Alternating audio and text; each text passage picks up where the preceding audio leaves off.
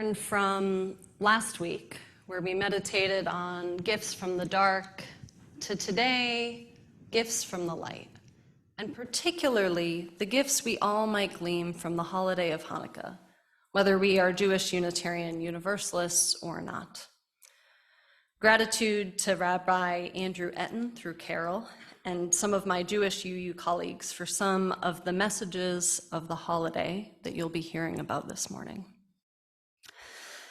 Now, the first gift from Hanukkah we'll talk about just briefly is the light it shines on the context of our socio-political reality.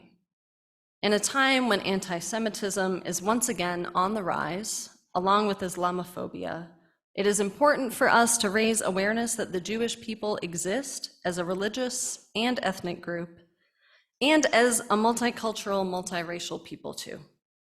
We are a faith that defends the right of all peoples to have beliefs, cultures, and religions, and we will intervene and protect when we witness Islamophobia and anti-Semitism. Am I right? There we go. We are also a faith that understands multitudes and complexities.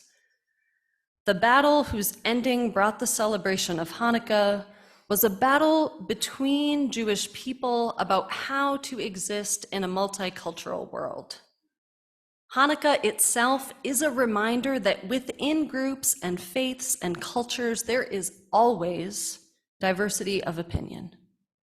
And there are still differences and disagreements about how to be Jewish in a multicultural world.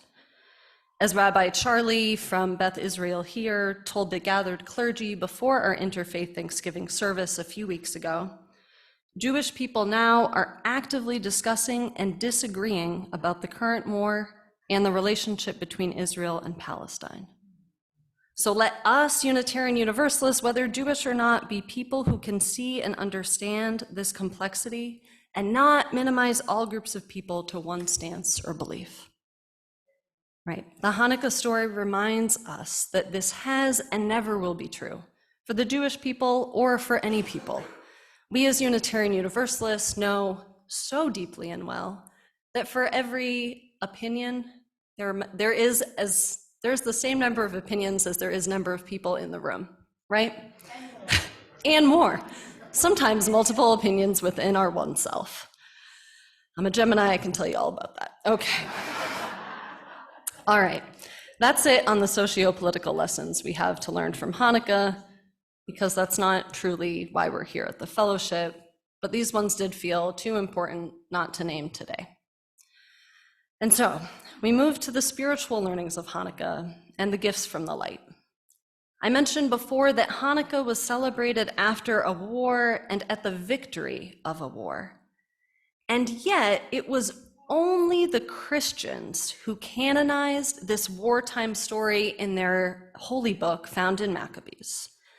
The ancient rabbis of the Talmud instead told the story we know of light, of a miracle, of oil that should have only burned for one day, lasting 8.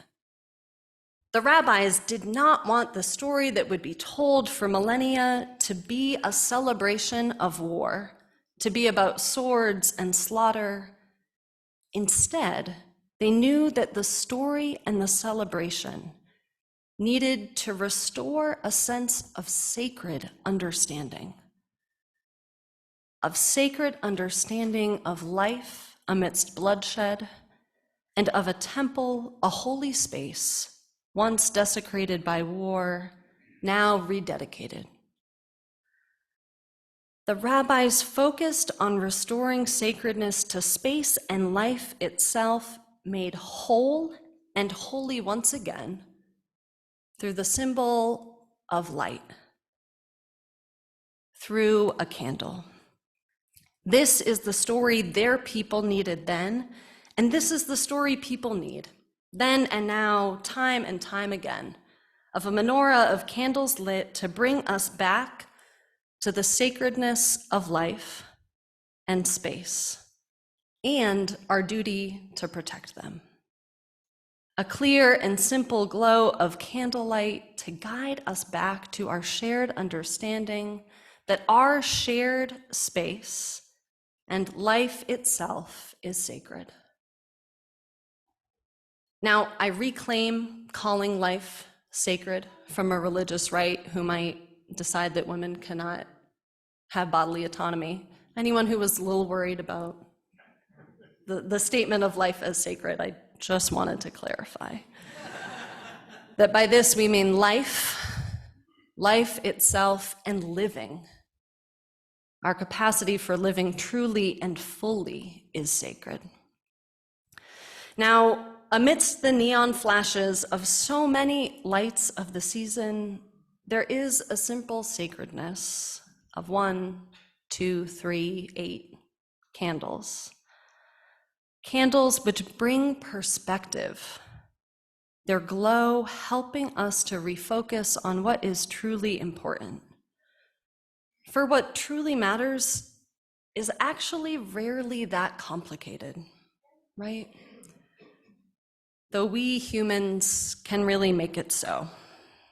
This is why we return to ancient stories, to ancient rituals, to the beauty of a candle, to the miracle of oil and light, lasting and shining.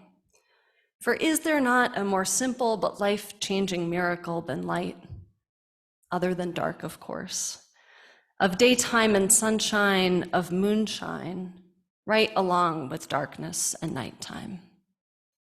Symbols truly of life continuing, the sun rising and setting.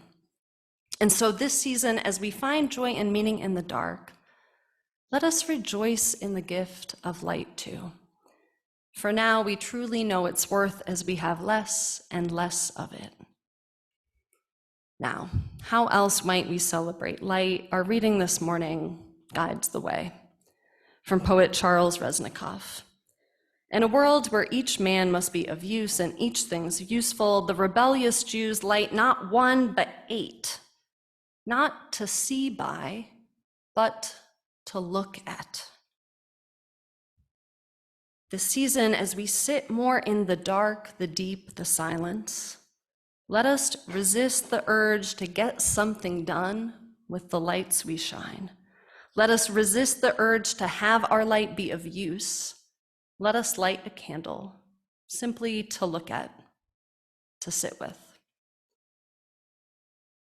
The rabbis focused Hanukkah on the light to kindle peace amidst war, to make holy a space that had been tarnished, and to allow the sacredness of life, of living, to shine amidst the bloodshed. They lit a candle to bring people back to this most basic truth, that life, that living, is sacred. This season, may we too focus on a simple candlelight and this simple truth. May we focus on the candlelight to look at, let its warm glow draw us back into the simple truth that has always and will always remain true, that this life that we share right now is a holy thing. Amen. May it be so, and may we make it so.